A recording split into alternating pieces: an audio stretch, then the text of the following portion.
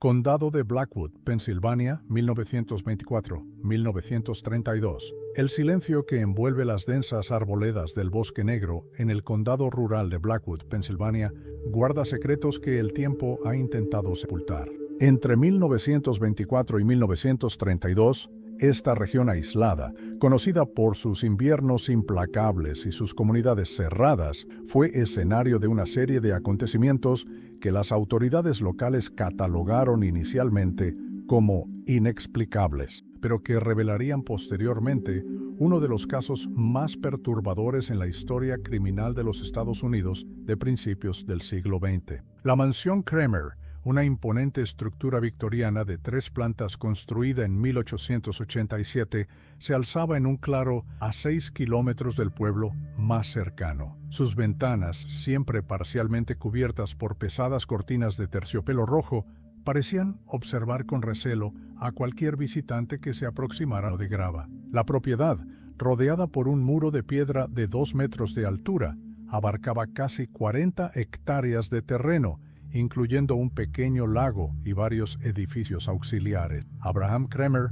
patriarca de la familia, había emigrado desde Alemania en 1919 tras la Primera Guerra Mundial. Los registros municipales lo describen como un hombre de complexión robusta, cabello canoso pulcramente recortado y modales refinados. Según testimonios recopilados posteriormente por el detective Thomas Hoffman, Kramer se presentaba como un próspero empresario textil y ferviente defensor de obras. Su esposa Elizabeth, descrita como una mujer silenciosa de rostro severo, rara vez aparecía en público sin su característico camafeo de plata al cuello. El 17 de marzo de 1924, el periódico local Blackwood Chronicle publicó un breve artículo titulado Familia ejemplar abre sus puertas a huérfanos de guerra. El texto, acompañado por una fotografía borrosa de la familia Kramer junto a 5 niños de rostros solemnes, relataba cómo el matrimonio había establecido un orfanato privado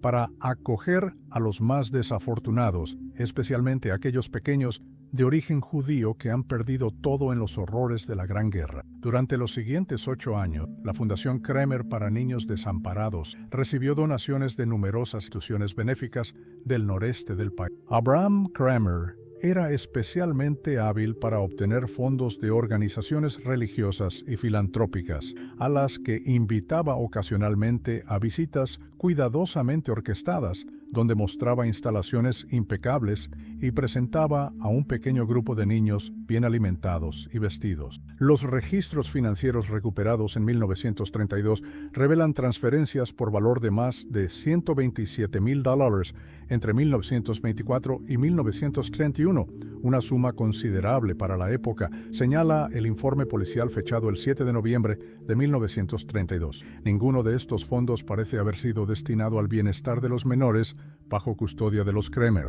Ostombach, los hijos adultos del matrimonio, Michael, 28 años en 1924, Johann, 26, y Anna, 24, vivían también en la propiedad y participaban activamente en lo que más tarde se descubriría que era una elaborada fachada. Michael, que había estudiado brevemente medicina en Filadelfia antes de abandonar la universidad en circunstancias nunca esclarecidas, ejercía como médico residente del orfanato. Johann, de constitución atlética y temperamento volátil según múltiples testimonios, se encargaba de la disciplina y el mantenimiento de las instalaciones. Anna, descrita por quienes la conocieron como una joven pálida de ojos inquietos, actuaba como institutriz y secretaria de la fundación. El detective Thomas Hoffman, oficial de la Policía Estatal de Pensilvania, asignado al distrito de Blackwood desde 1929, registró sus primeras sospechas sobre los Kramer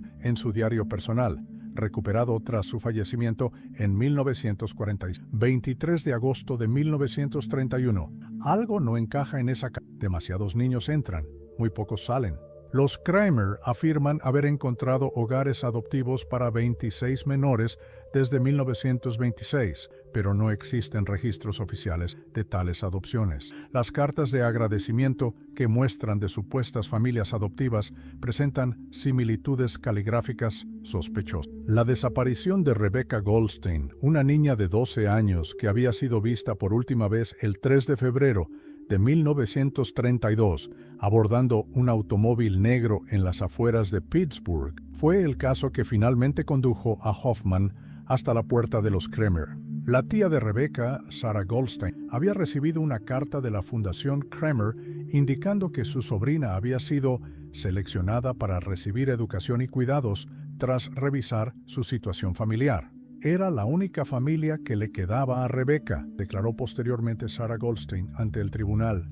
Mis recursos eran limitados tras la muerte de mi hermano y su esposa en el incendio de su apartamento en 1931. Cuando recibí aquella carta en papel oficial, con sellos y firmas, ofreciendo educación gratuita y prometiendo visitas mensuales, pensé que era una bendición. Siempre había excusas, enfermedades, cuarentenas, educativos. Las 3 cartas que supuestamente me envió Rebecca no estaban escritas con su letra. Lo supe inmediatamente. El 29 de octubre de 1932, tras meses de investigación discreta y acumulación de evidencias circunstanciales, Hoffman obtuvo finalmente una orden judicial para inspeccionar las instalaciones de los Kremer.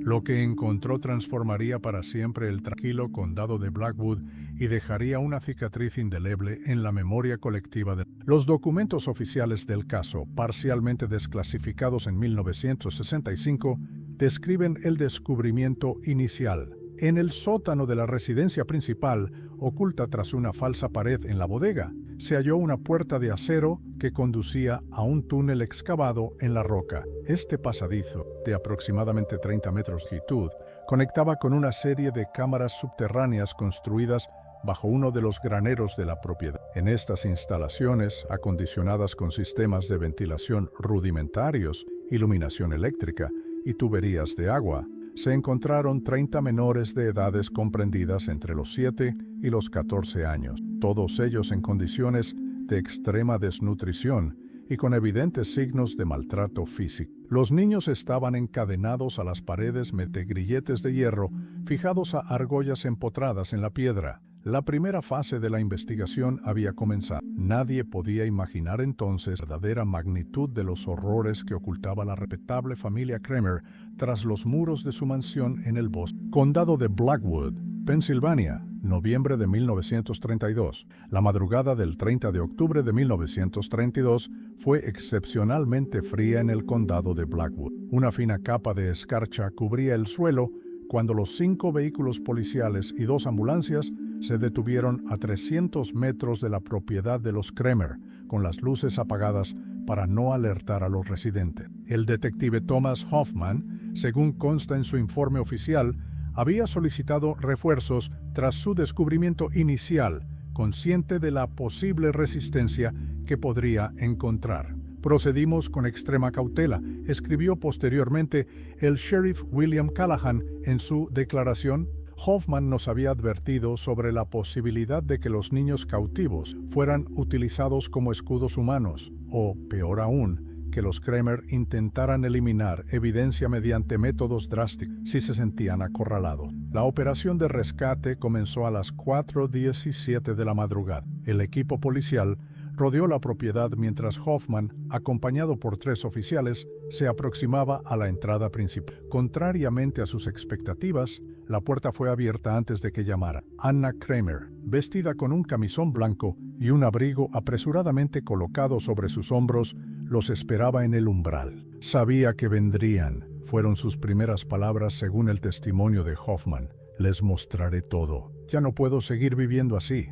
La traición de Anna a su familia se revelaría posteriormente como un acto nacido no del remordimiento moral, sino del miedo. Entre los documentos recuperados de su habitación se encontró un diario personal donde, con una caligrafía nerviosa, había escrito el 28 de octubre: «Padre me observa constantemente. Ayer comentó que estoy alcanzando la edad de la purificación. Temo ser la próxima en descender al sótano y no regresar». Guiados por Anna, los oficiales procedieron a despertar y detener a Abraham y Elizabeth Kremer, quienes no ofrecieron resistencia, pero mantuvieron un inquietante silencio durante todo el proceso. Michael fue encontrado en su laboratorio personal, intentando quemar documentos en una pequeña estufa de hierro. Johann, sin embargo, logró escapar temporalmente a través de un pasadizo oculto que conducía al bosque circundante. Sería capturado 3 días después, oculto en una cabaña de leñadores abandonada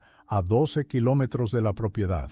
El rescate de los 30 niños cautivos presentó desafíos logísticos y psicológicos para los que las autoridades locales no estaban preparadas. La doctora Eleanor Simmons, enviada desde Filadelfia para asistir en la evaluación médica inicial, dejó constancia de sus observaciones. Los menores presentan diversos grados de desnutrición crónica, con pesos que oscilan entre un 40% y un 60% del esperado para sus respectivas edades. Todos muestran laceraciones en muñecas y tobillos provocadas por los grilletes metálicos, muchas de ellas infectadas. Se observan cicatrices de quemaduras circulares de aproximadamente 1,5 centímetros de diámetro en diversas partes del cuerpo, compatibles con lesiones causadas por cigarrillos u objetos metálicos calentados deliberadamente. 5 de los niños presentan fracturas mal consolidadas en extremidades superiores e inferiores. Ninguno ha recibido atención médica adecuada durante periodos prolongados. Más allá de las evidentes secuelas físicas,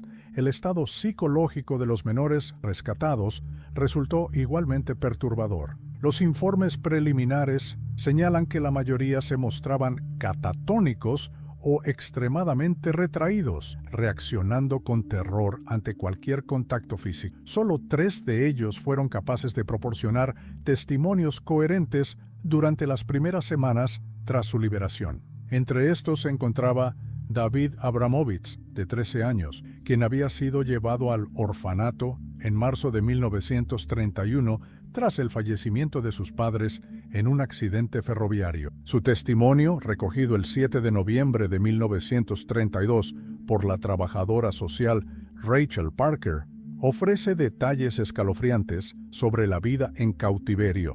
Nos despertaban a las 5 de la mañana tocando una campana. Teníamos que recitar las oraciones que nos habían enseñado, siempre de rodillas sobre el suelo de piedra, sin importar el frío. Quien se equivocaba no recibía la única comida del día. El señor Johan supervisaba las oraciones y disfrutaba encontrando errores, incluso cuando no los había. La comida era siempre la misma: un cuenco de avena aguada y un trozo de pan duro. A veces, cuando el señor Abraham estaba de buen humor, nos daba una manzana a compartir entre. Debíamos agradecer la generosidad de la familia Kramer antes y después de. Las sesiones de purificación ocurrían 2 veces por semana. Llevaban a 5 de nosotros a una habitación especial con una mesa metálica. El doctor Michael nos examinaba primero, tomando notas en su cuaderno. Luego empezaban las preguntas sobre nuestra fe, nuestras familias, nuestros pensamientos. Cualquier respuesta que consideraran impura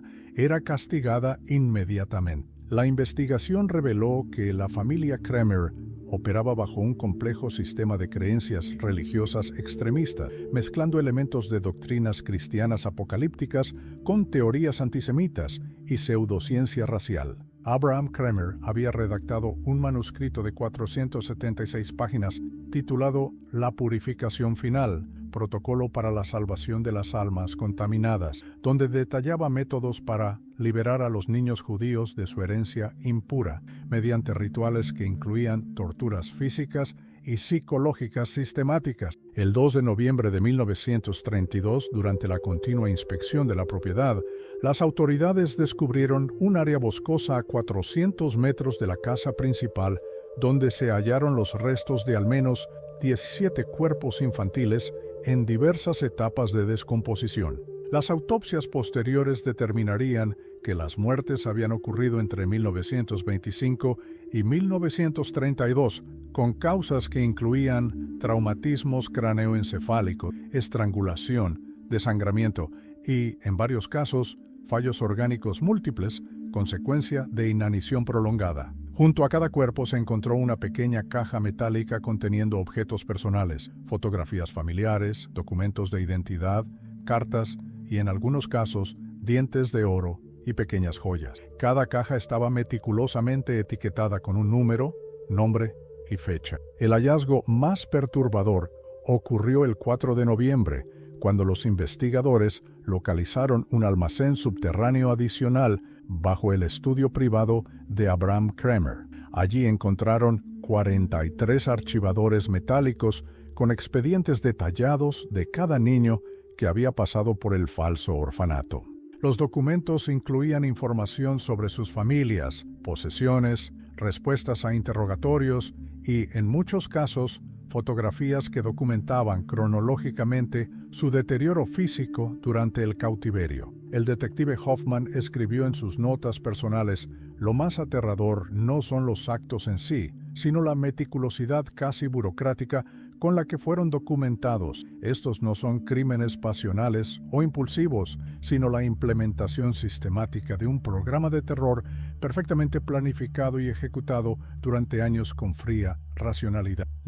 Los registros financieros recuperados revelaron otra dimensión del caso. Los Kramer no solo obtenían fondos de organizaciones benéficas, sino que habían desarrollado un complejo esquema para apropiarse de las propiedades y activos financieros de las familias de sus víctimas. Mediante documentos falsificados y la suplantación de identidades, habían adquirido el control de cuentas bancarias, negocios e inmuebles pertenecientes a las familias judías de los niños secuestrados, muchas de las cuales habían perecido en circunstancias sospechosas. El 10 de noviembre de 1932, mientras la investigación continuaba expandiéndose, Elizabeth Kramer fue encontrada muerta en su celda de detención. La autopsia determinó que había ingerido una cápsula de cianuro oculta en el forro de su vestido. No dejó nota suicida, pero los guardias reportaron que la noche anterior había recitado repetidamente en alemán lo que parecía ser un pasaje de algún texto religioso. La purificación final está próxima. Nos reuniremos en la luz. La pregunta que obsesionaba a Hoffman y que permanecería parcialmente sin respuesta era: ¿cómo había conseguido la familia Kramer operar durante tanto tiempo sin levantar sospechas definitivas? La investigación posterior revelaría una red de complicidades y silencios que se extendía mucho más allá de los muros de aquella siniestra mansión en el Bosque Negro. Condado de Blackwood, Pensilvania, diciembre de 1932, marzo de 1933. El invierno de 1932 cubrió el condado de Blackwood con un manto de nieve que parecía querer sepultar los horrores recién descubiertos. Mientras los copos caían silenciosos sobre la ahora abandonada propiedad de los Kramer, el detective Thomas Hoffman profundizaba en una investigación que revelaría raíces mucho más extensas de lo inicialmente sospechado. La conspiración del silencio, escribió Hoffman en su cuaderno personal el 12 de diciembre, es tan culpable como las manos que empuñaron los instrumentos de tortura. Esta comunidad eligió no ver lo que ocurría frente a sus ojos. Los interrogatorios, accidentes de las poblaciones cercanas, arrojaron un patrón inquietante. Numerosos vecinos admitieron haber observado irregularidades, vehículos que llegaban de noche con niños y partían vacíos, gritos distantes que atribuyeron a juegos infantiles, entregas de cantidades inusuales de cadenas y herramientas metálicas, y la ausencia notable de los supuestos huérfanos en eventos comunitarios. Margaret Wilson, maestra de la escuela local durante 27 años, declaró entre lágrimas: en 1928, una niña nueva asistió brevemente a mis clases. Se llamaba Esther. Tenía unos 10 años. Solo vino durante 3 semanas. Mostraba marcas en las muñecas y se sobresaltaba ante cualquier ruido. Cuando le pregunté sobre las marcas, me dijo que eran recordatorios de su impureza. Informé al director, quien me aconsejó no interferir con los métodos educativos especiales, los Kramer. La niña dejó de venir después de que yo insistiera. Debía haber hecho más. Debía haber.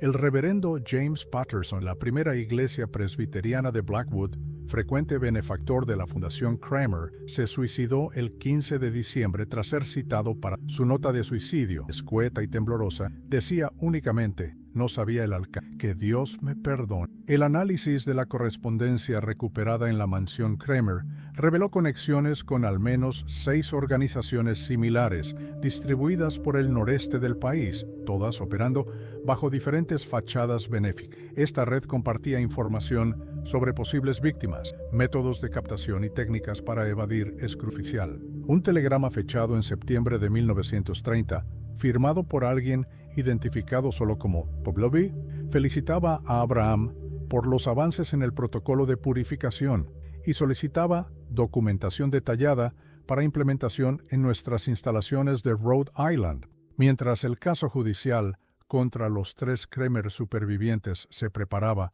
los niños rescatados enfrentaban su propia batalla para recuperar algún vestigio de normalidad. Las instalaciones del Sanatorio Santa María, a las afueras de Filadelfia, fueron adaptadas para acoger a los menores bajo la supervisión de un equipo médico y psicológico especializado. La doctora Eleanor Simmons, quien dirigía el programa de recuperación, escribió en su informe del 27 de diciembre: la rehabilitación física avanza a ritmo constante, pero las heridas psicológicas muestran una profundidad alarmante. Varios pacientes exhiben comportamientos ritualizados, repitiendo las oraciones y castigos autoimpuestos que les fueron inculcados durante su cautiverio. 4 de ellos siguen negándose a dormir en camas, prefiriendo el suelo frío. 3 no pueden tolerar el contacto con personas adultas sin experimentar ataques de pánico severos. El caso de Rebecca Goldstein, cuya desaparición había iniciado la investigación,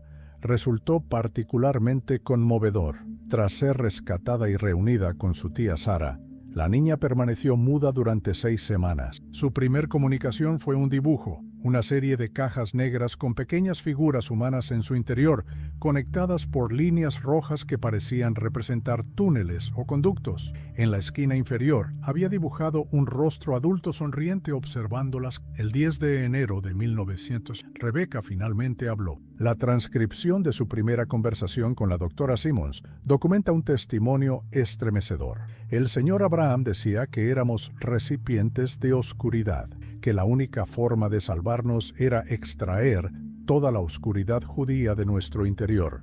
Cada día nos medían la cabeza con instrumentos metálicos.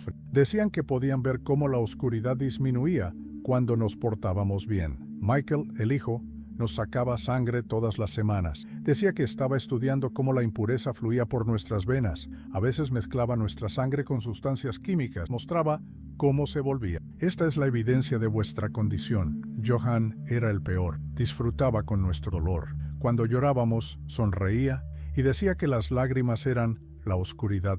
Una vez, Sarah, mi compañera de cadena, no pudo contener un grito durante la sesión de purificación. Johan la golpeó hasta que quedó inconsciente. Nunca regresó al sótano. Nos dijeron que había completado su purificación. La señora Elizabeth cosía símbolos extraños en nuestra ropa, pequeños triángulos invertidos y círculos con líneas que se cruzaban. Mientras cosía, cantaba en voz baja en un idioma que no entendíamos. A veces nos obligaba a tragar pequeños papeles con esos mismos símbolos, diciendo que purificarían nuestro interior. Ana era diferente. A veces, cuando los demás no la veían, nos daba agua extra o una manta adicional en las noches más frías. Pero también tenía miedo. La vi llorar muchas veces mientras observaba las sesiones de purificación. Una vez la escuché discutir con su padre, diciéndole que había ido demasiado lejos. Él la abofeteó y le dijo que ella también necesitaría purificación si seguía mostrando debilidad. El 2 de febrero de 1933 comenzó el juicio contra Abraham, Michael y Johan Kramer en la Corte Federal de Filadelfia. El caso atrajo atención nacional, con periodistas de todo el país congregándose para cubrir lo que el New York Times describió como uno de los crímenes más atroces y sistematizados en la historia reciente de la nación. La Fiscalía, encabezada por el prominente fiscal de distrito Robert Montgomery, presentó 126 cargos que incluían secuestro, tortura, asesinato, fraude, falsificación de documentos y profanación de cadáveres. La evidencia incluía más de 3,000 documentos, fotografías, registros médicos falsificados y los testimonios de los niños sobrevivientes. Abraham Kramer, de 67 años, mantuvo durante todo el proceso una actitud de absoluta convicción en la rectitud de sus actos. En su única declaración ante el tribunal, pronunciada el 17 de febrero, manifestó: «Lo que ustedes llaman crimen Nosotros lo llamamos salvación. Estos niños estaban condenados por su herencia. Les ofrecimos un camino hacia la pureza que sus almas corrompidas no pudieron apreciar. La historia nos reivindicará cuando la gran purificación finalmente llegue a este mundo. Michael Kramer, por su parte, intentó presentarse como un científico incomprendido. Sus cuadernos de laboratorio, recuperados durante la investigación, revelaron experimentos sistemáticos con la sangre y tejidos de los niños cautivos, buscando supuestas evidencias biológicas de inferioridad racial. Sus anotaciones incluían comentarios sobre resistencia diferencial al dolor y capacidad de regeneración tisular según pureza racial. Johann Kramer adoptó una estrategia diferente, alegando problemas mentales causados por su experiencia como soldado alemán durante la Primera Guerra Mundial. Sin embargo, los registros militares obtenidos por Scalia demostraron que Johann nunca había servido en el ejército, habiendo sido rechazado en 1916 por inestabilidad psicológica e inclinaciones violentas. Anna Kramer, quien había facilitado el descubrimiento inicial, recibió un trato diferenciado por su cooperación con las autoridades. El testimonio del detective Hoffman fue crucial en este aspecto. Sin la intervención de la señorita Kramer, es probable que nunca hubiéramos descubierto la verdadera naturaleza de las operaciones en la mansión, o lo hubiéramos hecho demasiado tarde para muchos de los niños cautivos. No obstante, la evaluación psiquiátrica de Anna, realizada por el Dr. Harold Jenkins, arrojó conclusiones perturbadoras. La paciente muestra signos de lo que podríamos denominar complicidad selectiva. Si bien expresa horror ante ciertos aspectos de las actividades familiares, mantuvo un rol activo en el mantenimiento del sistema durante años. Su motivación para cooperar parece surgir principalmente del miedo a convertirse en víctima, no de una genuina repudiación moral de los actos presenciados y facilitados. El 5 de marzo de 1933, tras apenas 3 horas de deliberación, el jurado declaró culpables a los 3 hombres Kramer de todos los cargos. El juez William Harrington, visiblemente afectado durante la lectura de la sentencia, declaró: «En mis 30 años en el sistema judicial, nunca había presenciado tal nivel de maldad calculada y sistemática. La sociedad debe ser protegida, no solo de sus acciones, sino de la posibilidad de que sus ideologías perversas encuentren nuevos adeptos». Abraham y Johann Kramer fueron condenados a muerte en la silla eléctrica. Michael recibió cadena perpetua sin posibilidad de libertad condicional, con la estipulación específica de que todos sus escritos y documentos científicos fueran destruidos. Anna fue sentenciada a 20 años de prisión, con posibilidad de revisión tras cumplir 1/3 de la condena. El 27 de marzo de 1933, mientras esperaba su ejecución en la Penitenciaría Estatal de Pensilvania, Abraham Kramer recibió la visita del detective Hoffman. La transcripción de su conversación, clasificada durante décadas, revela un intercambio inquietante. Hoffman: ¿por qué niños judíos específicamente? ¿Por qué no cualquier niño vulnerable? Kramer: detective, usted sigue sin entender la naturaleza de nuestra misión. Esto no era crueldad gratuita, era ciencia y salvación combinadas. Los niños judíos poseen una impureza intrínseca que los hace ideales para el proceso de purificación. Sus almas están más contaminadas, pero también son más maleables. Hoffman: ¿y los otros orfanatos? ¿Cuántos más como el suyo existen? Kramer, sonriendo: la red es vasta, detective. Lo que ustedes han descubierto es apenas un nodo en un organismo mucho mayor. Incluso mientras hablamos, el trabajo continúa. La purificación no puede detenerse con la caída de una sola familia. Hoffman: ¿quiénes son Tolwipwe y los otros mencionados en su correspondencia? Kramer: hombres visionarios como yo, en posiciones de influencia y poder que ustedes ni siquiera sospechan. Esto no termina conmigo, detective. En cierto modo, apenas comienza. Al salir de la prisión, Hoffman escribió en su cuaderno: temo que este caso, lejos de concluir, nos ha permitido vislumbrar apenas la superficie de algo mucho más vasto y siniestro. Los monstruos no siempre se ocultan en las sombras, viven a plena luz, protegidos por nuestra negativa colectiva a reconocer existencia. Esta observación resultaría profética en los meses y años siguientes, cuando la verdadera dimensión de la red Kremer comenzaría a revelarse, extendiendo sus ramificaciones mucho más allá de los límites del solitario Bosque Negro de Pensilvania. Condado de Blackwood, Pennsylvania, Rhode Island, Nueva York, 1933-1936. La ejecución de Abraham y Johann Kremer tuvo lugar el 17 de junio de 1933 en la Penitenciaría Estatal de Pensilvania. Según el informe del alcaide, Abraham mantuvo una calma inquietante hasta el final, mientras que Johann mostró signos de colapso nervioso en sus últimas horas. Las últimas palabras registradas de Abraham fueron: "La obra continúa sin nosotros, la purificación final inevitable".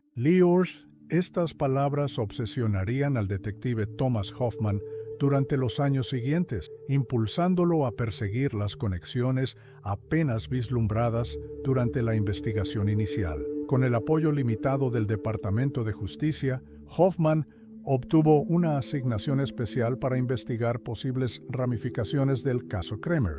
El 4 de agosto de 1933, Hoffman viajó a Providence, Rhode Island, siguiendo la pista de la misteriosa referencia a instalaciones mencionada en la correspondencia de los Kremer. Sus notas de campo, preservadas en los archivos nacionales desde 1952, documentan el descubrimiento de un patrón similar. Instituto Brightwood para jóvenes desfavorecidos, establecimiento aparentemente legítimo fundado en 1926 por Walter y Marion Schreiber, inmigrantes alemanes. Fachada impecable, edificio principal bien mantenido, niños visibles jugando en jardines cercados, documentación en regla. Sin embargo, discrepancias notables en los registros. 57 ingresos documentados desde 1926, pero solo 23 salidas verificables. Adopciones, reunificaciones familiares, traslados. El director del orfanato público local, Sr. Jenkins, expresó sospechas sobre métodos educativos poco ortodoxos y preferencia por niños de origen judío o eslavo. La vigilancia discreta del Instituto Brightwood durante 3 semanas reveló actividades sospechosas, entregas nocturnas, áreas restringidas dentro de la propiedad y la presencia regular de un médico llamado Werner Steiner, cuyas credenciales resultaron ser falsificadas. El 27 de agosto, Hoffman obtuvo una orden judicial para inspeccionar las instalaciones. A diferencia del caso Kremer, la intervención en Brightwood no encontró niños cautivos en el momento del registro. Sin embargo, en un sótano oculto bajo el establo, se descubrieron instalaciones abandonadas recientemente, grilletes anclados a las paredes, instrumentos quirúrgicos no convencionales y documentación parcialmente quemada. La evidencia sugería que el lugar había sido evacuado con prisa, probablemente tras conocerse las detenciones en Pensilvania. Entre los documentos recuperables se encontró correspondencia cifrada con las iniciales A.K., presumiblemente Abraham Kremer, y referencias a otras 3 ubicaciones, una en las afueras de Albany, Nueva York, otra cerca de Baltimore, Maryland, y una tercera en Massachusetts. Más inquietante aún fue el hallazgo de un manuscrito titulado Protocolo de Purificación Fase 2, que detallaba métodos más sofisticados y menos detectables para el tratamiento de los niños. Walter Schreiber y su esposa Marion fueron arrestados el 30 de agosto, pero se suicidaron con cápsulas de cianuro ocultas en sus anillos antes de ser interrogados. El médico Werner Steiner logró huir del país, siendo identificado posteriormente en Argentina en 1947, aunque nunca fue extraditado. En octubre de 1933, siguiendo las pistas descubiertas en Rhode Island, Hoffman coordinó una intervención simultánea en las 3 ubicaciones sospechosas. Los resultados fueron mixtos. En Albany se encontró otra instalación recientemente abandonada. En Baltimore, un orfanato aparentemente legítimo pero con registros incompletos. Y en las afueras de Boston, una propiedad quemada hasta los cimientos 3 días antes de la redada. Estamos persiguiendo sombras, escribió Hoffman en su informe al Departamento de Justicia fechado el 12 de noviembre de 1930. Esta red parece tener un sistema de alerta temprana y protocolos de evacuación bien establecidos. Cada instalación descubierta ha sido abandonada o limpiada antes de nuestra llegada. Alguien está filtrando información desde dentro del sistema judicial o policial. Esta sospecha de infiltración institucional encontró sustento cuando, en enero de 1934, Hoffman descubrió que varios informes confidenciales sobre la investigación habían sido accedidos por funcionarios sin autorización directa en el caso. La paranoia comenzó a afectar sus métodos de trabajo, llevándolo a mantener registros paralelos y a compartir información sensible, solo con un círculo muy reducido de confianza. En marzo de 1934, una pista inesperada surgió de una fuente improbable. Michael Kramer, cumpliendo su condena en aislamiento, solicitó una entrevista con Hoffman. Durante este encuentro, registrado solo en las notas personales del detective, Michael ofreció información a cambio de mejores condiciones de reclusión. Mi padre no era el líder de esta organización, sino meramente un administrador regional. La verdadera autoridad reside en un consejo de 7 individuos, profesionales respetados con acceso a círculos de poder. Los conocíamos solo por códigos numéricos. Nuestras órdenes llegaban a través de mensajeros intermediarios, nunca por escrito completo. El propósito va más allá de la purificación racial que mi padre predicaba públicamente.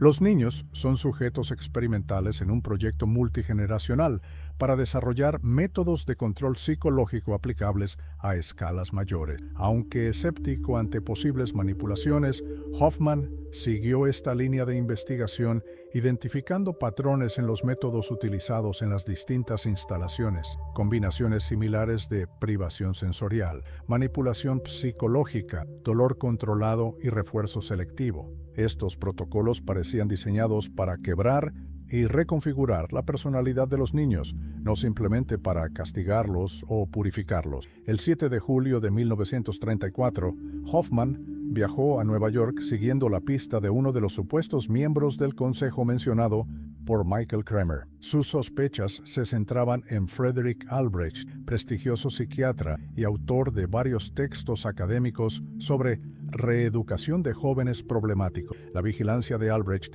reveló conexiones con prominentes figuras de círculos empresariales y políticos, así como viajes periódicos, piedades. Durante esta investigación, el 20 de agosto de 1934, Hoffman notó que estaba siendo seguido.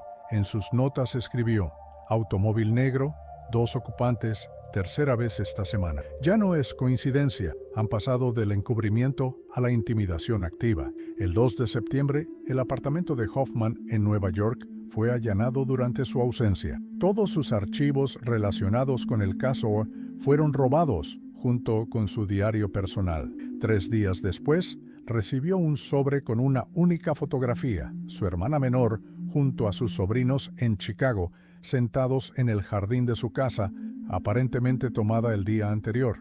No había nota adjunta. El mensaje implícito era claro. Hoffman solicitó inmediatamente licencia médica y desapareció del ojo público durante varios meses. Oficialmente, se retiró a la casa de un primo en Maine para recuperarse de agotamiento nervioso. En realidad, según revelarían sus memorias publicadas póstumamente en 1958, estableció una red informal de investigadores de confianza para continuar el trabajo desde las sombras. Durante 1935, esta red documentó discretamente las actividades de varios, incluyendo a Frederick Albrecht. Descubrieron conexiones con instituciones médicas, fundaciones filantrópicas y organizaciones juveniles, todas potencialmente utilizadas como fuentes de captación de niños vulnerables. Sin embargo, sin autoridad oficial, las posibilidades de intervención eran limitadas. En junio de 1935, un acontecimiento inesperado ofreció nueva esperanza. Anna Kramer, tras 2 años de prisión, solicitó una audiencia con fiscales federales. Según transcripciones parcialmente desclasificadas en 1967, Anna proporcionó nombres, fechas y ubicaciones específicas, afirmando que ya no podía vivir con el peso de lo ocurrido. El testimonio amplió significativamente el conocimiento sobre la estructura organizativa detrás de los Kremer, identificó a 3 miembros del consejo directivo, detalló métodos de asociación a través de fundaciones aparentemente legítimas y describió un sistema de códigos interna. Lo más perturbador fue su afirmación de que el propósito último era desarrollar técnicas de control mental que pudieran aplicarse eventualmente a poblaciones enteras, comenzando con los más vulnerables como sujetos de prueba. Nueva York, Washington, 1935-1937. El testimonio de Anna Kremer provocó una investigación federal discreta bajo la dirección del recién formado Departamento de Investigación Especial, una unidad no oficial dentro del FBI creada específicamente para esto. Thomas Hoffman fue reincorporado como consultor civil, aunque su nombre no aparecía en ningún documento oficial. La investigación se centró en 3 individuos identificados por Anna: el doctor Frederick Albrecht, psiquiatra de Nueva York; Julian Warrenton, director de la Fundación Futuros Brillantes; y el juez George Harmon, del Tribunal de Familia de Baltimore. Según Anna, estos hombres formaban parte del núcleo interior de la organización, que ella conocía como el Instituto. No se trata solo de antisemitismo o pureza racial, había explicado Anna durante su testimonio del 28 de junio de 1935. Esas eran las justificaciones que mi padre y otros como él utilizaban, pero los verdaderos líderes tienen objetivos más sofisticados. Buscan perfeccionar métodos de control psicológico a través de la experimentación sistemática. Los niños judíos eran seleccionados por su vulnerabilidad social, no por motivos puramente ideológicos. El agente especial Robert Claymore, asignado como enlace con Hoffman, escribió en su informe preliminar del 3 de septiembre: los sujetos investigados mantienen fachadas impecables. Albrecht es respetado en círculos académicos. Warrenton administra una fundación con conexiones políticas bipartidistas y Harmon tiene un historial judicial intachable. Si existe una conspiración, está protegida por capas de respetabilidad social casi impenetrables. La vigilancia a lo largo de 3 meses reveló patrones sutiles pero inquietantes. Los 3 sospechosos se reunían periódicamente en el Club Metropolitan de Nueva York, siempre en salas privadas y con seguridad reforzada. Warrenton viajaba mensualmente a propiedades rurales en Vermont y Pensilvania.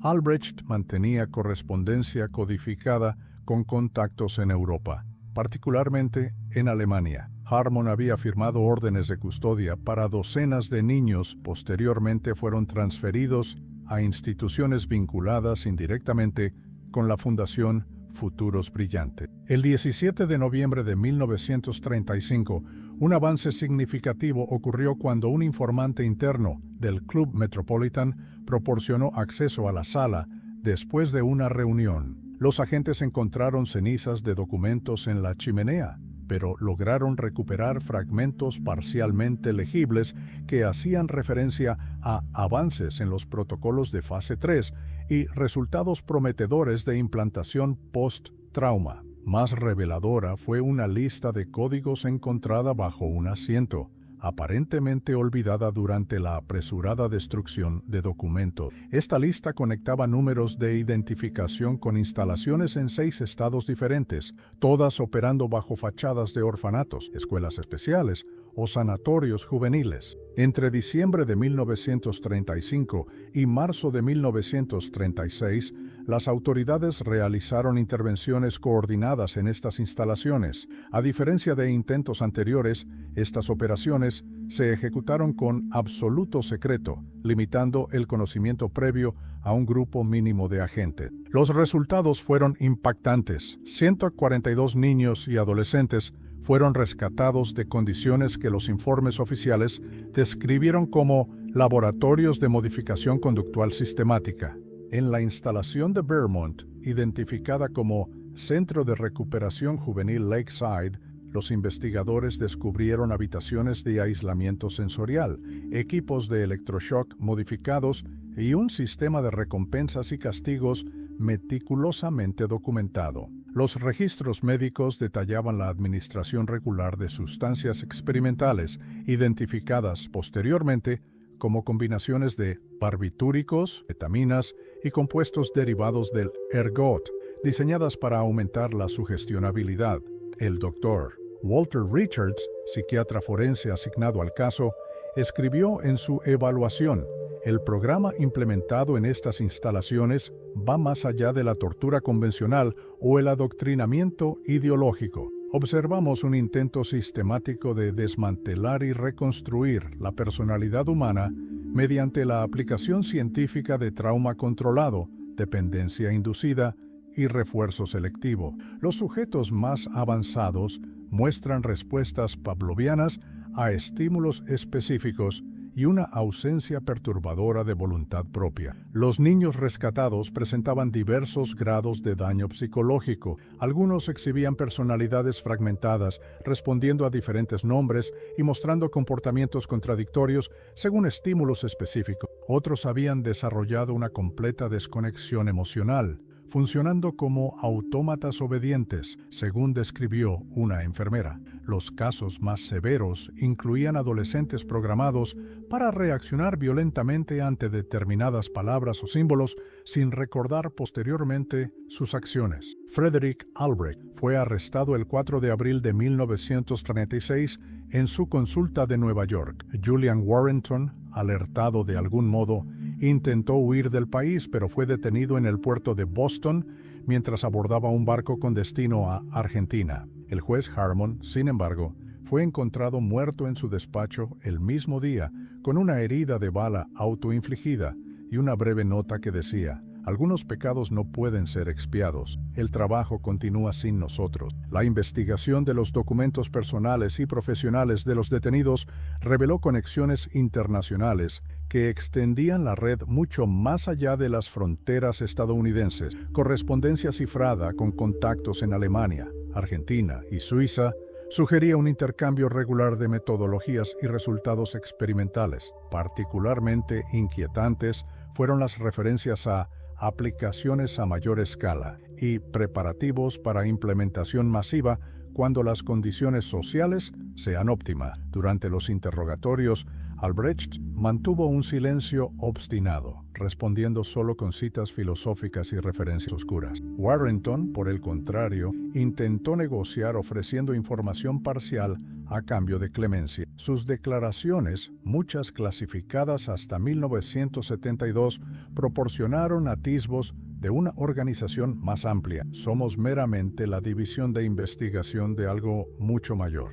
El verdadero poder reside en hombres cuyos nombres nunca conocí. Nuestro trabajo era desarrollar y perfeccionar técnica. La implementación corresponde a otros niveles. El financiamiento llegaba a través de canales que se ramificaban tanto que resultaba imposible rastrear su origen. Los niños eran simplemente el comienzo, el campo de pruebas más controlable. Los métodos están diseñados para escalabilidad.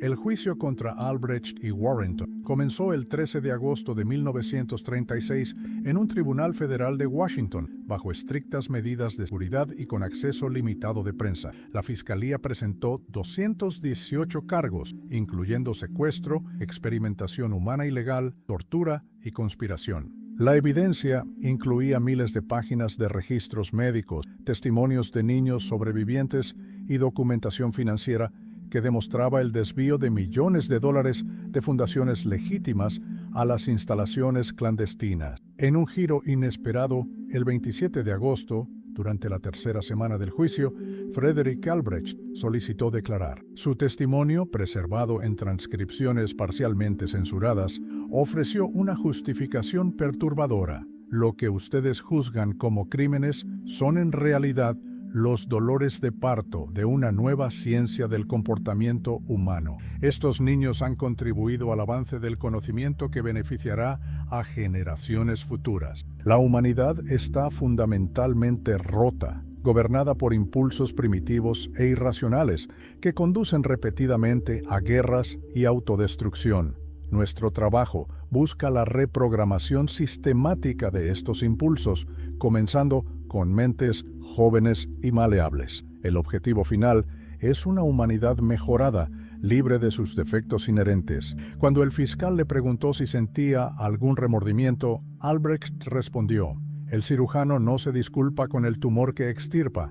El dolor individual es irrelevante frente al progreso colectivo. El 10 de septiembre de 1936, el jurado declaró culpables a ambos, acusados de todos los cargos. El juez Samuel Richardson, visiblemente conmovido, dictó sentencias de cadena perpetua sin posibilidad de libertad condicional, con la estipulación específica de aislamiento completo para prevenir cualquier continuación de su trabajo desde prisión. A pesar del aparente cierre del caso, Thomas Hoffman permaneció intranquilo. En una carta dirigida al director del FBI, fechada el 15 de octubre de 1936, expresó sus preocupaciones: hemos desmantelado una parte visible de la operación, pero no hemos llegado a su núcleo. Las referencias en la correspondencia incautada indican conexiones con círculos financieros y políticos que permanecen inexploradas. Más preocupante aún son las menciones a sujetos avanzados ya colocados en posiciones estratégicas. Temo que algunos de los niños programados en etapas anteriores, ahora adultos, puedan estar operando como agentes inconscientes dentro de instituciones clave. La respuesta oficial fue breve: investigación concluida satisfactoriamente. Recursos reasignados a amenazas actuales prioritarias. En los meses siguientes, Hoffman continuó investigando por su cuenta, utilizando contactos personales y recursos limitados. El 3 de marzo de 1937, mientras examinaba registros en la Biblioteca Nacional de Medicina, sufrió un aparente ataque cardíaco y falleció antes de llegar al hospital. La autopsia oficial confirmó causas naturales, aunque algunos de sus colaboradores expresaron sospechas nunca probadas sobre la coincidencia temporal. Anna Kramer, cuya sentencia había sido reducida significativamente por su cooperación, fue liberada en noviembre de 1936 y desapareció inmediatamente. Registros migratorios descubiertos décadas después sugerirían su presencia en Brasil, bajo una identidad falsa hasta su muerte por causas naturales en 1968. El caso Kramer fue gradualmente olvidado por el público, eclipsado por los crecientes conflictos internacionales que eventualmente desembocaron en la Segunda Guerra. Los niños rescatados fueron reubicados, sus identidades protegidas y muchos de los registros relacionados permanecieron clasificados durante décadas. Sin embargo, en círculos especializados de psicología y psiquiatría, los ecos de estos experimentos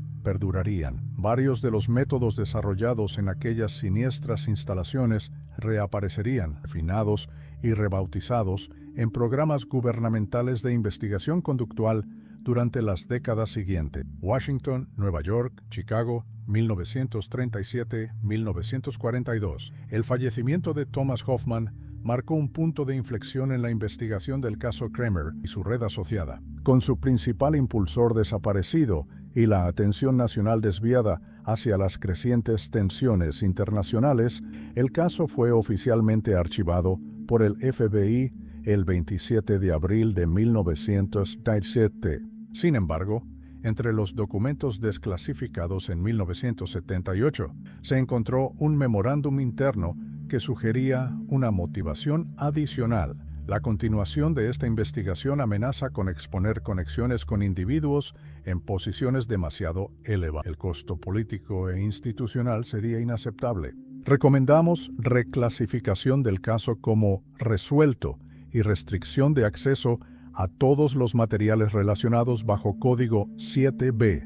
Este documento, firmado solamente con las iniciales AM, alimentaría décadas de especulaciones sobre posibles encubrimientos a niveles gubernamentales. A pesar del cierre oficial, un pequeño grupo de investigadores continuó el trabajo iniciado por Hoffman. Entre ellos destacaba Eleanor Reed, psiquiatra asignada inicialmente a la rehabilitación de los niños rescatados y posteriormente obsesionada con rastrear las ramificaciones más amplias del caso. Junto a James Sullivan, ex asistente de Hoffman, y Margaret Wilson, la maestra que había intentado alertar sobre el caso años atrás, formaron un equipo informal que operaba sin respaldo oficial. Sus investigaciones se centraron en lo que denominaron sujetos de primera generación, niños que habían sido sometidos a los primeros protocolos de los Kremer entre 1924 y 1927 y que para 1937 serían jóvenes adultos. La hipótesis de Reed, documentada en su diario personal, era inquietante. Estos individuos, programados durante su desarrollo formativo, no mostrarían signos evidentes de trauma o comportamiento anormal. Por el contrario, habrían sido cuidadosamente moldeados para integrarse perfectamente en la sociedad, ocupando eventualmente posiciones donde podrían facilitar los objetivos más amplios de la organización, posiblemente sin siquiera ser conscientes de su papel. El 12 de septiembre de 1937, Reed identificó a un posible sujeto de primera generación en Robert Miller, asistente administrativo de un congresista de Nueva York. Miller había estado brevemente en el orfanato Kremer en 1925, a la edad de 8 años, antes de ser aparentemente adoptado por una familia de Connecticut. Su historial mostraba un patrón de éxito académico y profesional, pero Reed notó anomalías sutiles, periodos inexplicados de ausencia durante su juventud, coincidentes con las fechas de operaciones conocidas de los Kremer, y una trayectoria laboral que lo había llevado sistemáticamente hacia posiciones de influencia política creciente. La vigilancia discreta de Miller durante 3 meses reveló comportamientos que Reed catalogó como activación programada, respuestas específicas ante ciertos estímulos visuales o verbales, reuniones periódicas con individuos vinculados tangencialmente a la red Kremer y la transmisión codificada de información legislativa sensible. El 7 de enero de 1938, Reed intentó presentar sus hallazgos a un contacto en el FBI, pero fue recibida con escepticismo y advertencias veladas sobre perseguir teorías conspirativas sin fundamento. 3 días después, fue suspendida de su posición en el Hospital St. Elizabeth por preocupantes signos de paranoia e inestabilidad profesional. James Sullivan fue transferido abruptamente a una oficina postal en Montana, efectivamente desmantelando el equipo investigador. Margaret Wilson, sin embargo, persistió desde una posición menos visible, como simple maestra escolar, despertaba menos sospechas y pudo continuar documentando patrones y conexiones. Su método involucraba el rastreo meticuloso de los historiales de niños que habían pasado por instituciones vinculadas a la red Kremer, identificando sus trayectorias y posiciones actuales. Durante 1938 y 1939, Wilson identificó 27 posibles sujetos programados ocupando posiciones en administración pública, finanzas, medios de comunicación y educación. Su hallazgo más alarmante fue un patrón de concentración en instituciones relacionadas con el desarrollo infantil. 6 individuos trabajaban en orfanatos o servicios de adopción, 4 en departamentos educativos estatales y 3 en fundaciones que financiaban programas juveniles. No están simplemente infiltrando el sistema, escribió Wilson en una carta a Reed, fechada en noviembre de 1939.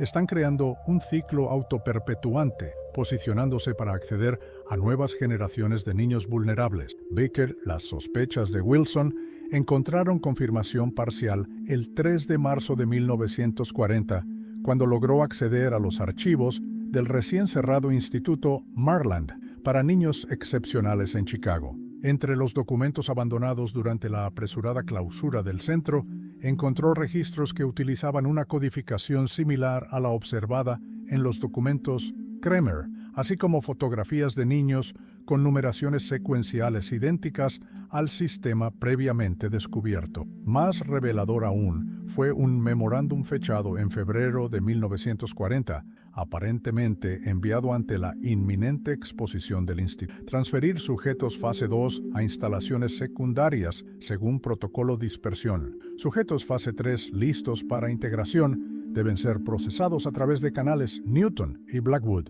Documentación primaria debe ser destruida siguiendo procedimiento estándar. Wilson contactó inmediatamente a Eleanor Reed, quien había sido reincorporada condicionalmente a su puesto tras meses de apelaciones. Juntas elaboraron un informe detallado que presentaron a múltiples agencias gubernamentales en abril de 1940. La respuesta fue nuevamente el silencio. En junio de 1940, Wilson fue encontrada muerta en su apartamento, aparentemente por inhalación de gas debido a una fuga accidental. La investigación policial fue breve y concluyente. A pesar de que vecinos reportaron haber visto individuos desconocidos en el edificio la noche anterior, Reed, ahora profundamente paranoica pero determinada, intensificó sus esfuerzos. Estableció una red informal de colaboradores, principalmente profesionales médicos y trabajadores sociales que habían tenido contacto con las víctimas originales. Operando con extrema discreción, documentaron patrones de comportamiento y actividades en los sujetos identificados por Wilson.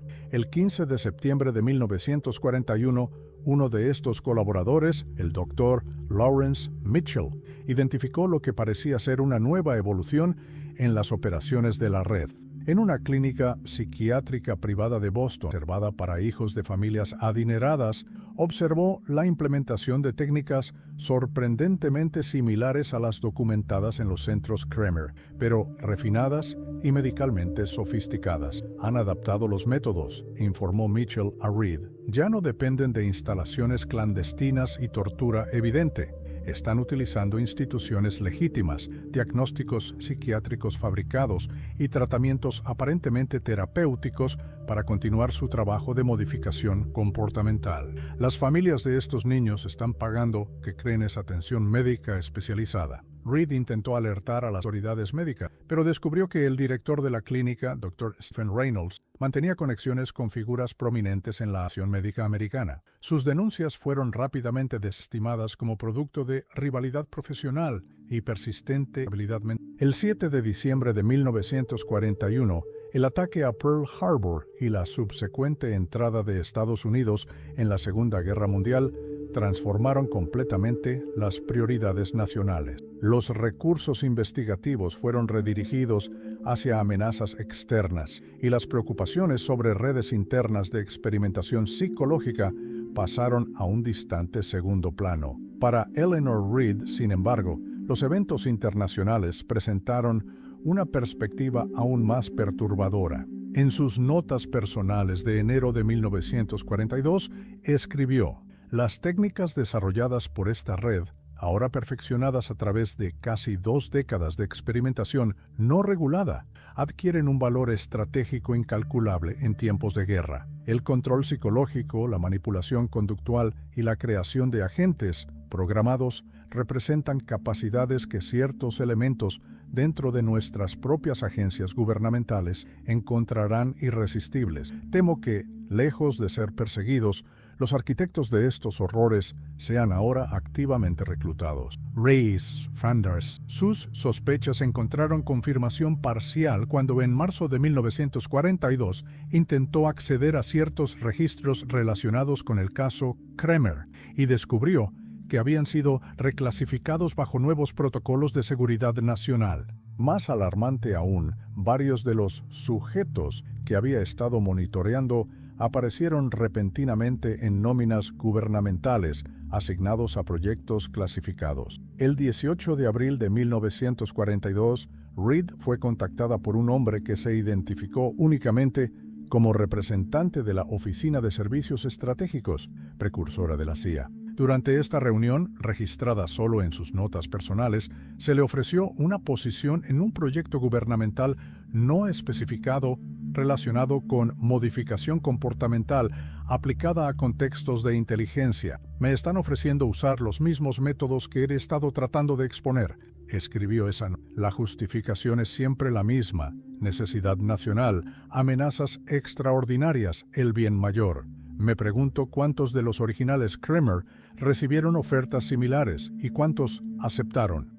Reed rechazó la oferta y, temiendo por su seguridad, organizó la distribución de copias de sus investigaciones entre diversos contactos de confianza, con instrucciones de hacerlas públicas en caso de su desaparición o muerte bajo circunstancias sospechosas. El 27 de mayo de 1942, Eleanor Reed desapareció mientras se dirigía a su apartamento después del trabajo. Su automóvil fue encontrado abandonado 2 días después en un área rural de Virginia. A pesar de búsquedas extensivas, su cuerpo nunca fue recuperado. La investigación oficial concluyó que probablemente había sido víctima de un crimen aleatorio, posiblemente relacionado con el robo de su vehículo. Los documentos que había distribuido permanecieron ocultos durante décadas, algunos destruidos por signatarios temerosos, otros olvidados en sótanos.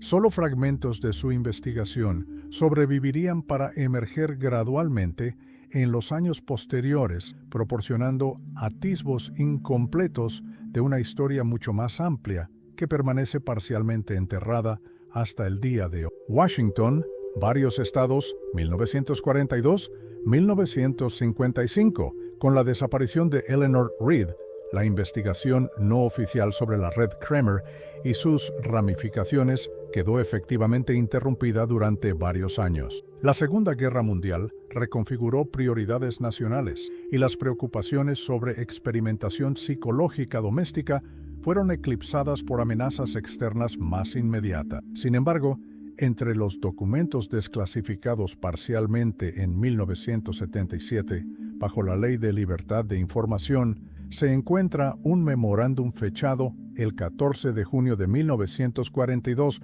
apenas semanas después de la desaparición de Reed. Recuperados materiales sensibles del sujeto R confirman penetración significativa en proyecto articulado. Recomendamos inmediata consolidación bajo paraguas, operación traspaso y reclasificación de todos los materiales relacionados bajo nueva designación, MKUltra. Este documento, con múltiples secciones aún censuradas, proporciona la primera conexión documental entre los experimentos de los Kramer y lo que eventualmente emergería como uno de los programas más controvertidos de experimentación humana conducidos por agencias gubernamentales estadounidenses. Durante los años de guerra, varios de los individuos identificados en las investigaciones de Reed y Wilson como posibles sujetos programados o colaboradores de la red original aparecieron en posiciones estratégicas dentro de nuevas estructuras gubernamentales. Los registros muestran que al menos 7 de ellos fueron asignados a la Oficina de Servicios Estratégicos, OSS, entre 1942 y 1945, específicamente en divisiones relacionadas con interrogación, contrainteligencia y lo que se denominaba eufemísticamente técnicas de persuasión.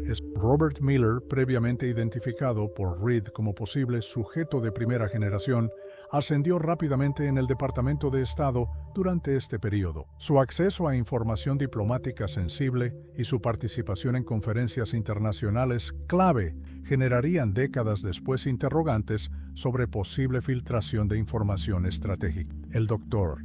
Stephen Reynolds, director de la clínica psiquiátrica privada identificada por Lawrence Mitchell, fue reclutado oficialmente en 1943 para supervisar un programa clasificado denominado Adaptación Psicológica Acelerada, en una instalación no oficial en Maryland. Aunque los detalles completos de este programa permanecen clasificados, fragmentos de informes sugieren la continuación refinada de técnicas desarrolladas en los centros Kramer, ahora aplicadas bajo justificación de necesidades de guerra. El final del conflicto mundial en 1945 no marcó el fin de estas actividades, sino su transformación.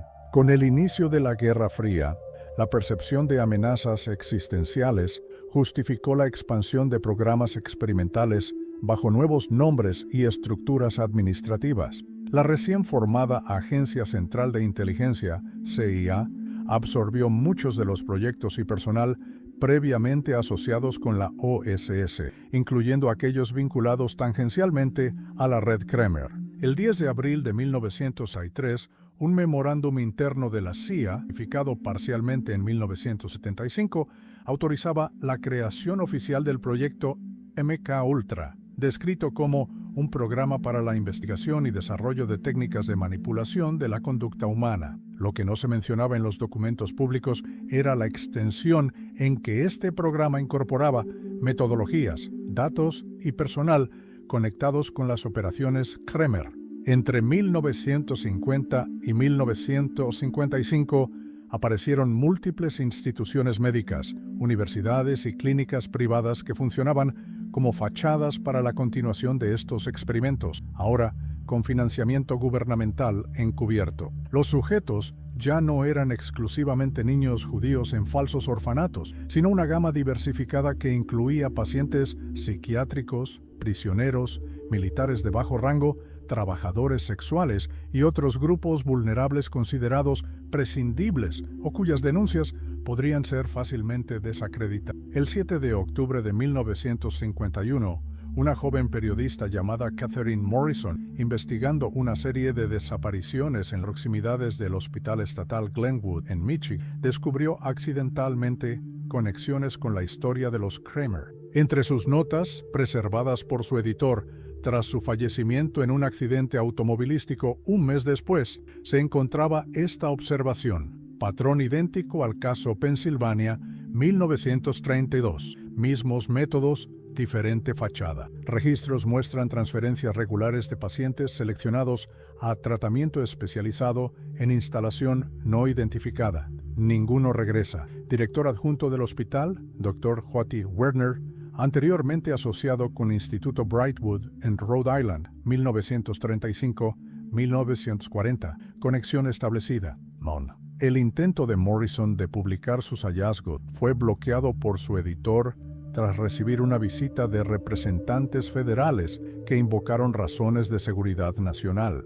Todos sus materiales fueron confiscados, exceptuando las notas que había ocultado preventivamente en el apartamento de una amiga. En marzo de 1952, el doctor Lawrence Mitchell, último colaborador conocido de Eleanor Reed, intentó alertar a la Asociación Americana de Psiquiatría sobre la continuación de experimentos no éticos bajo auspicios gubernamentales. Su presentación fue interrumpida a mitad de exposición y posteriormente fue internado involuntariamente en una institución psiquiátrica con diagnóstico de esquizofrenia paranoide. Permanecería recluido hasta 1964, sometido a terapias de electroshock que deterioraron permanentemente su memoria. Paralelamente, James Sullivan, el exasistente de Thomas Hoffman exiliado a Montana, había continuado discretamente su propia investigación durante años. Aprovechando su posición aparentemente inofensiva como empleado postal,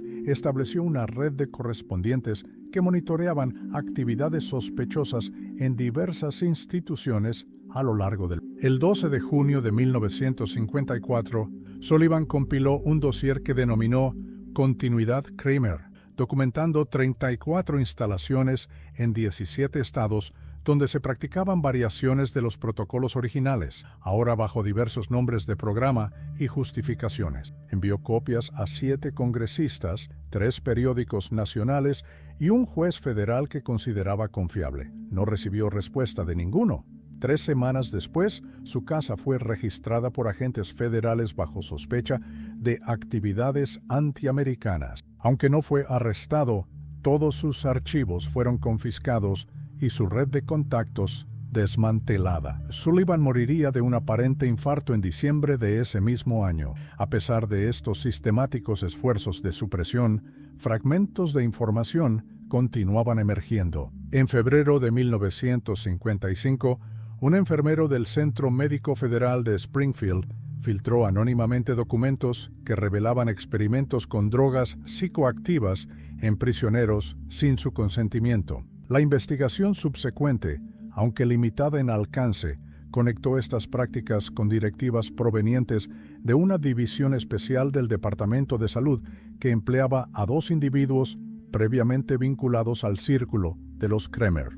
El aspecto más perturbador de esta evolución histórica fue la gradual normalización y legitimación de métodos originalmente desarrollados en contextos claramente criminales. Técnicas de interrogación, control mental y manipulación psicológica, refinadas a través de décadas de experimentación ilegal, encontraron su camino hacia manuales de entrenamiento, protocolos operativos y programas de investigación oficialmente sancionados. El 17 de septiembre de 1955, una nota interna de un alto funcionario de la CIA, cuyo nombre permanece censurado, ilustra esta transformación. Los métodos de condicionamiento desarrollados bajo articulado traspaso han demostrado excepcional eficacia en aplicaciones de campo. Recomendamos expansión del programa con énfasis en técnicas de implantación memoria, disociación controlada y activación remota. Los resultados preliminares sugieren posibilidades sin precedentes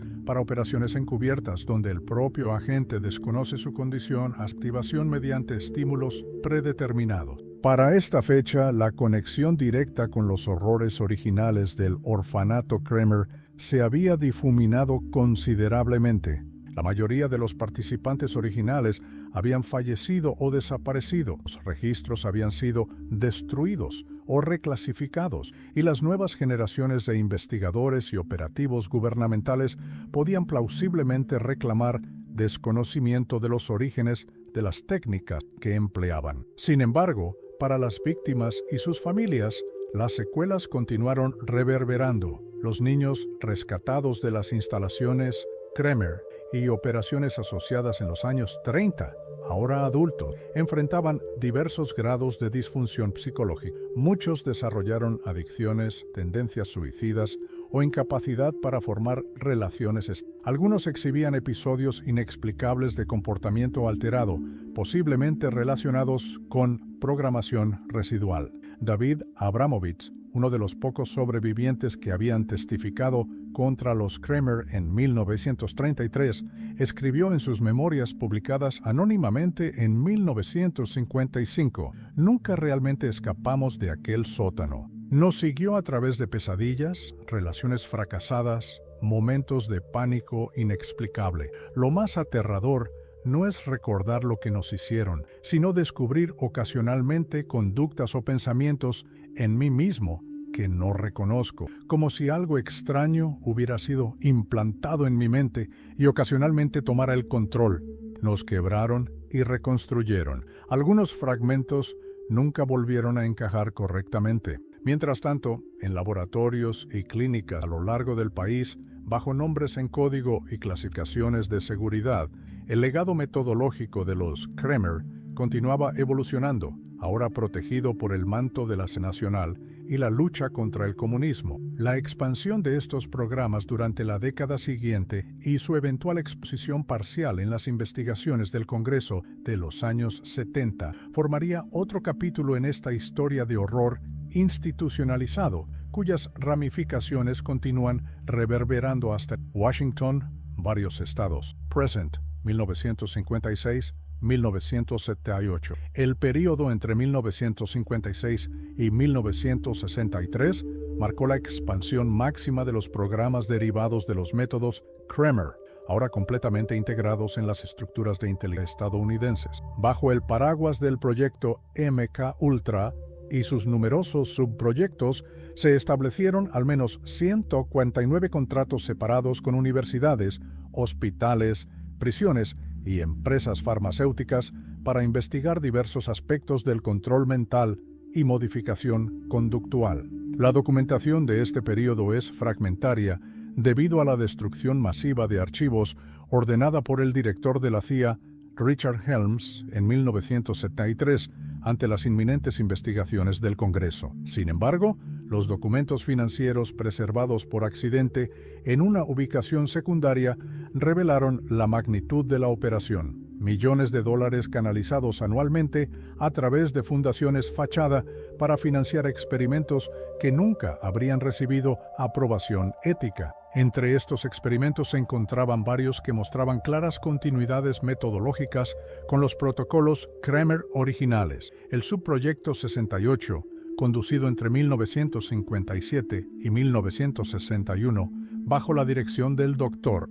Ewen Cameron, en el Instituto Allen Memorial de Montreal, empleaba técnicas de desprogramación y reconstrucción psíquica notablemente similares a las documentadas en los centros clandestinos de los años 30, pero ahora aplicadas bajo justificación médica. El 14 de mayo de 1958, un informe interno evaluaba los resultados de este subproyecto. Los sujetos muestran niveles prometedores de disociación completa tras la fase de desestructuración. La combinación de privación sensorial prolongada, electroshock intensificado y administración controlada de compuestos psicoactivos ha demostrado eficacia en la eliminación de estructuras de identidad previas. La fase de reconstrucción muestra resultados variables, con aproximadamente 40% de sujetos manifestando alta susceptibilidad a la implantación de conductas programadas. Lo que este informe clínico no mencionaba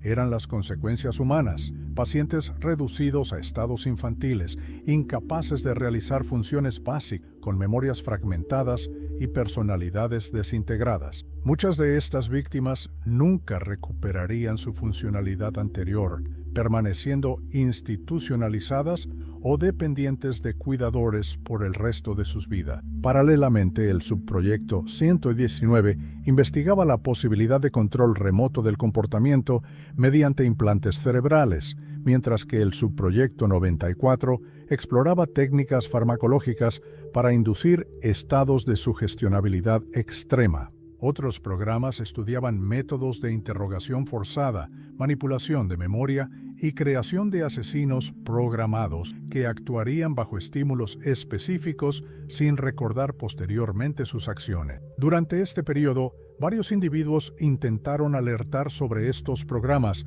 generalmente con consecuencias devastadoras para sus vidas y carreras. El caso más notable fue el del Dr. Frank Olson, investigador del ejército expuesto sin su conocimiento al LSD como parte de estos experimentos, quien manifestó preocupaciones éticas y posteriormente falleció en circunstancias sospechosas en 1953, oficialmente clasificadas como suicidio. El vínculo histórico entre estos programas gubernamentales y la red Kramer original permaneció oculto tras múltiples capas de clasificación y negación. Sin embargo, en ciertos círculos internos, esta conexión era conocida y ocasionalmente referenciada en documentos con acceso externo. Un memorándum parcialmente desclasificado en 1998, fechado en octubre de 1962 y dirigido a altos funcionarios de la CIA, menciona explícitamente esta continuidad.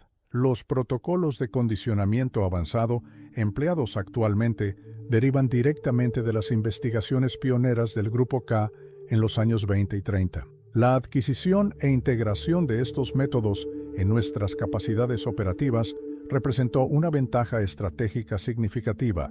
La mayoría de los desarrolladores originales han fallecido, pero su legado metodológico permanece como fundamento de nuestras técnicas actuales de condicionamiento psicológico. El primer indicio público de estas actividades surgió en 1967, cuando la revista Ramparts publicó revelaciones sobre financiamiento encubierto de la CIA a organizaciones académicas y estudiantiles. Esto desencadenó una serie de investigaciones periodísticas que gradualmente comenzaron a exponer aspectos del programa MKUltra y operaciones relacionadas. La presión pública finalmente llevó a las audiencias del Comité Church en el Senado, 1975, y el Comité Rockefeller, 1975-1976, que investigaron abusos de inteligencia doméstica, incluyendo experimentación no consensuada en ciudadanos estadounidenses. Estas investigaciones, aunque significativas, solo rascaron la superficie del programa completo, concentrándose principalmente en los aspectos relacionados con drogas y dejando inexploradas las conexiones históricas más profundas. Durante estas audiencias, varios sobrevivientes de los experimentos ofrecieron testimonios devastadores. Entre ellos se encontraba Barbara Wilson, quien había sido sometida a tratamiento en el Instituto Allen Memorial como adolescente en 1958. Me desmantelaron completamente. Utilizaron drogas, aislamiento, electroshock, a intensidades que ningún tratamiento legítimo emplearía jamás. Reproducían mensajes grabados continuamente durante semanas. Cuando terminaron conmigo, no sabía quién era. Había perdido recuerdos de toda mi infancia. Tenía que aprender nuevamente cómo vestirme, cómo interactuar socialmente. Partes de mí nunca regresaron. Lo que Wilson no sabía entonces era que su terapeuta, el Dr. Robert Williams, había sido previamente asistente del Dr. Michael Kremer, durante sus años de prisión, visitándolo regularmente entre 1938 y 1942 para discusiones profesionales, bajo el pretexto de evaluaciones psiquiátricas. Las audiencias resultaron en prohibiciones formales de experimentación no consensuada y la supuesta terminación de programas como MKUltra. Sin embargo, documentos posteriores sugieren que muchas operaciones simplemente fueron renombradas y reestructuradas bajo nueva clasificación, continuando bajo directivas discretas. En 1977, una solicitud bajo la Ley de Libertad de Información presentada por el periodista John Marks condujo al descubrimiento accidental de 20.000 documentos relacionados con MKUltra que habían escapado a la destrucción ordenada por Helms. Estos archivos, aunque representaban solo una fracción del programa completo, proporcionaron la primera confirmación documental sustancial de la escala y naturaleza de los experimentos. Entre estos documentos se encontraba una evaluación interna fechada en 1961 que hacía referencia explícita a los orígenes del programa. Las técnicas actualmente empleadas bajo designación Artichoke derivan de tres fuentes principales: investigación alemana recuperada post-1945, desarrollos soviéticos identificados por activos en el campo y metodologías domésticas previamente desarrolladas por entidades privadas, REF, Protocolo K, posteriormente adquiridas e integradas por la ONU. Esta referencia críptica al Protocolo K representaba una de las pocas admisiones oficiales, aunque oblicuas, de la incorporación de los métodos Kremer en programas gubernamentales. Para 1978, cuando concluyeron las principales investigaciones oficiales, la narrativa pública se centraba casi exclusivamente en los aspectos del programa relacionados con LSD y otras drogas psicoactivas. La historia más profunda y perturbadora de una metodología de control mental desarrollada inicialmente por una familia de torturadores antisemitas, perfeccionada en instalaciones clandestinas durante décadas y finalmente adoptada por agencias gubernamentales, permanecía mayormente oculta. Los sobrevivientes de las diversas etapas de estos programas enfrentaron desafíos enormes en su búsqueda de reconocimiento y compensación. Aquellos victimizados durante el periodo MKUltra documentado eventualmente recibirían alguna forma de compensación tras prolongadas batallas legales. Sin embargo, las víctimas de las fases anteriores, particularmente los niños originales de los Kremer y operaciones asociadas, nunca recibieron reconocimiento oficial de su sufrimiento. En 1995, el presidente Clinton emitió una disculpa formal a las víctimas de experimentación radiológica secreta, pero ninguna disculpa similar ha sido extendida a las víctimas de experimentación psicológica no consensuada, cuyas cicatrices, invisibles, han sido igualmente profundas y duraderas. Rebecca Goldstein, cuya desaparición en 1932 había iniciado la investigación original que expuso a los Kremer, vivió hasta 1994.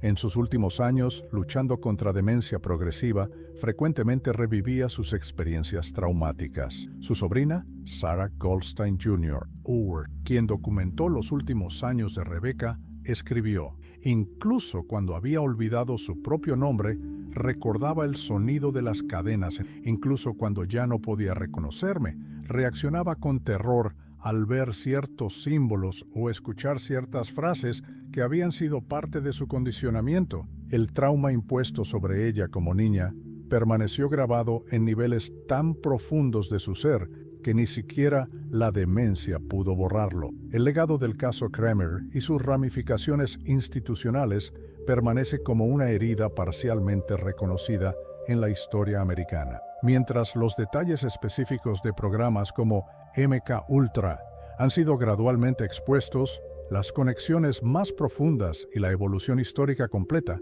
continúan siendo oscurecidas por clasificación persistente, documentación destruida y la conveniente disociación entre las atrocidades privadas de los Kremer y los excesos gubernamentales posteriormente reconocidos. Esta historia fragmentada ilustra cómo metodologías desarrolladas inicialmente en contextos claramente criminales pueden, bajo presiones de seguridad nacional y justificaciones de amenaza existencial, ser gradualmente incorporadas a estructuras institucionales legítimas. El proceso de blanqueamiento histórico y ético ocurre en etapas casi imperceptibles, hasta que prácticas que alguna vez inspiraron horror universal pueden ser reclasificadas como técnicas avanzadas de interrogación o protocolos experimentales necesarios. Para los pocos que conocen la historia completa, el caso Kremer no representa simplemente un horror histórico aislado, sino un inquietante estudio sobre cómo el mal puede ser institucionalizado, legitimado y finalmente normalizado cuando las barreras éticas son sistemáticamente erosionadas en nombre de necesidades mayores. La pregunta que permanece raramente formulada y aún más raramente respondida es ¿cuánto de esta metodología continúa operando en el presente, bajo nuevos nombres y justificaciones, oculta tras las siempre efectivas barreras de seguridad nacional y negación plausible?